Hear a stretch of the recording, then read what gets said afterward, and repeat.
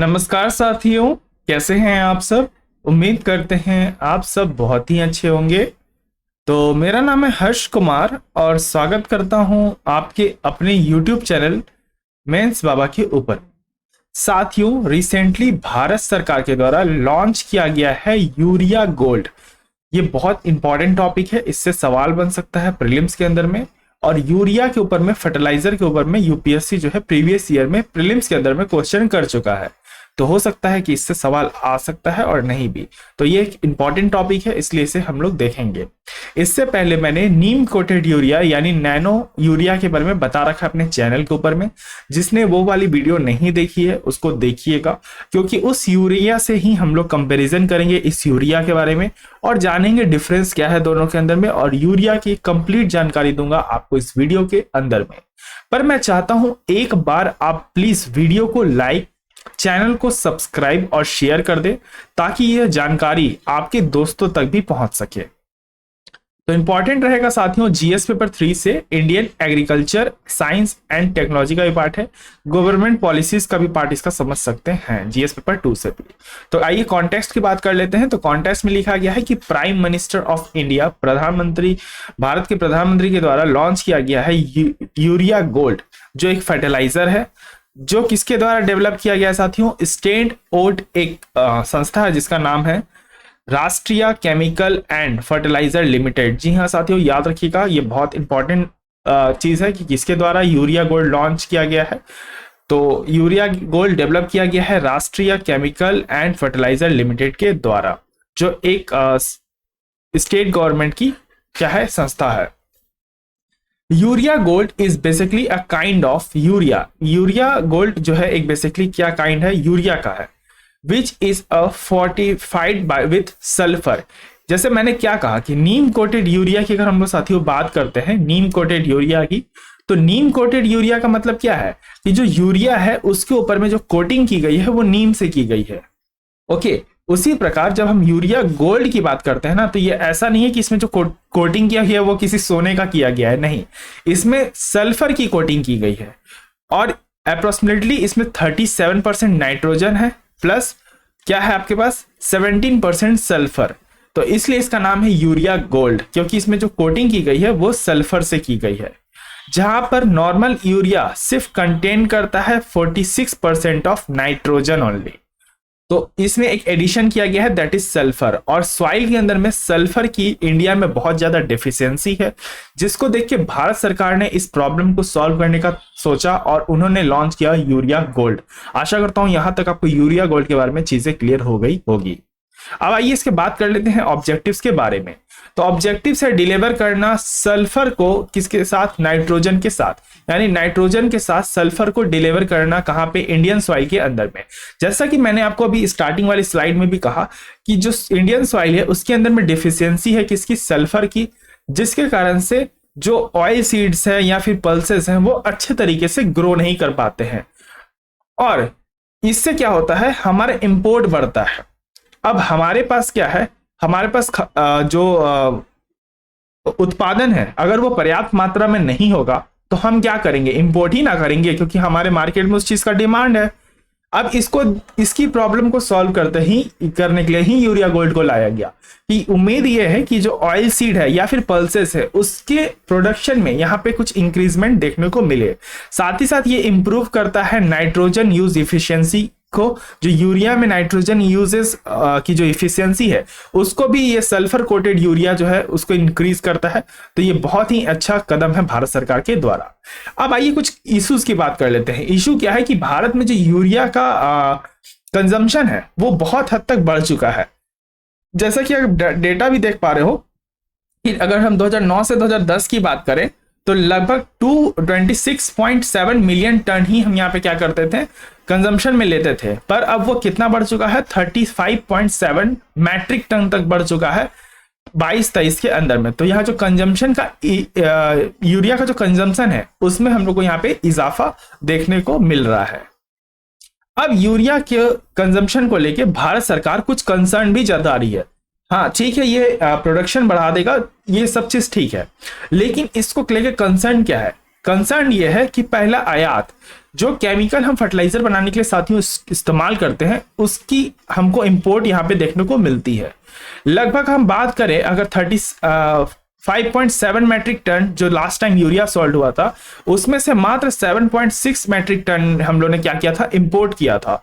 और साथ ही साथ जो डोमेस्टिक मैन्युफैक्चरिंग है वो भी हमको यहाँ पे कम देखने को मिलता है। मेजर फर्टिलाइजर कौन कौन से इस्तेमाल होते हैं भारत के अंदर में, तो 75% इस्तेमाल होता है यूरिया, 40% इस्तेमाल होता है डीएपी और 85% होता है NPKS। तो ये है, और ये प्रोडक्शन आपको करती है भारत के अंदर में public sectors, public sector undertakings और प्राइवेट कंपनीज इसका प्रोडक्शन करती है। और इसका कंजम्पशन भी यहाँ पे हमको देखने को डेटा वाइज मिल रहा है।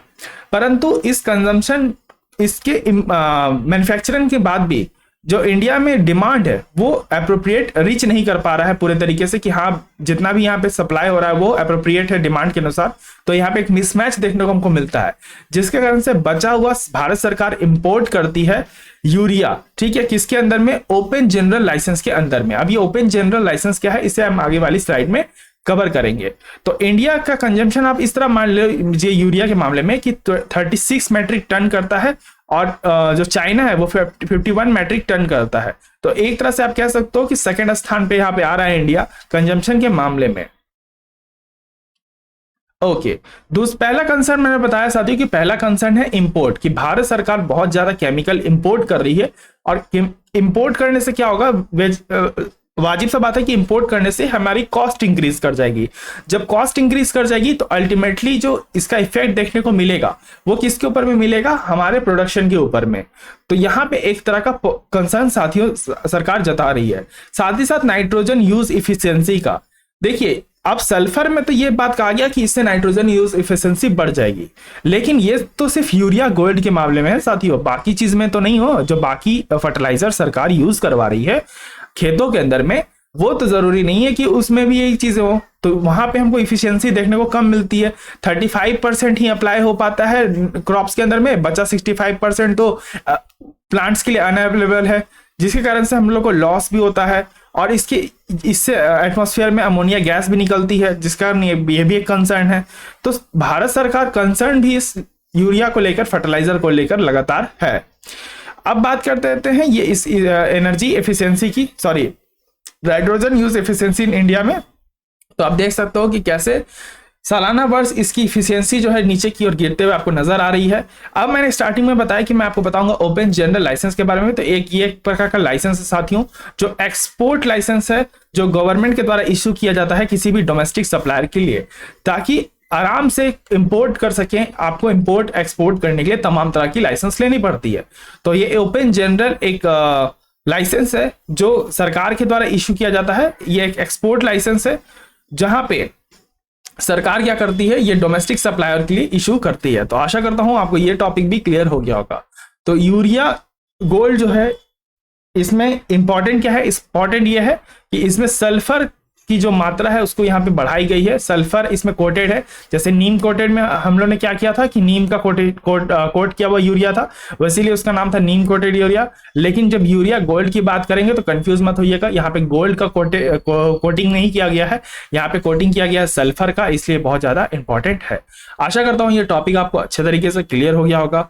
एक मेंस का क्वेश्चन देख लेते हैं। तो मेंस का बहुत ज्यादा ये इंपॉर्टेंट क्वेश्चन है, इसको आपको करना है, हाईलाइट करना है कि क्या कंसर्न है भारत को में जो राइजिंग कंजम्पशन है यूरिया को लेके।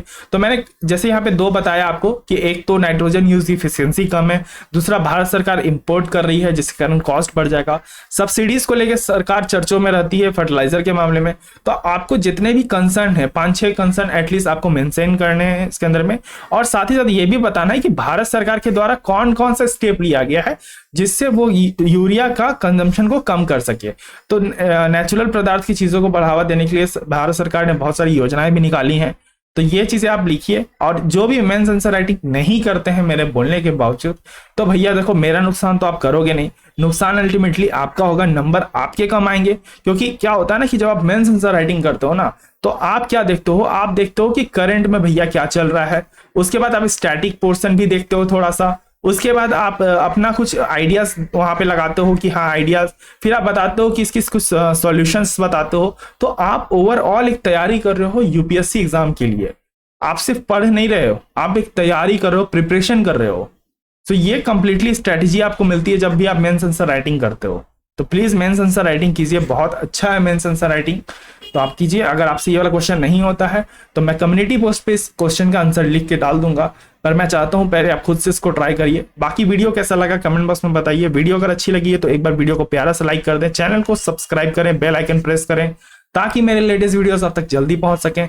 शेयर करें वीडियोस को अन्य दोस्तों के साथ। बहुत सारी स्पेशल क्लासेस चलते रहती हैं, एनसीईआरटी की पूरी सीरीज चल रही है, वो भी आप देख सकते हैं जाके। तब तक के लिए रखिए अपना ध्यान। मुझे दिया गया, धन्यवाद। जय हिंद, जय भारत।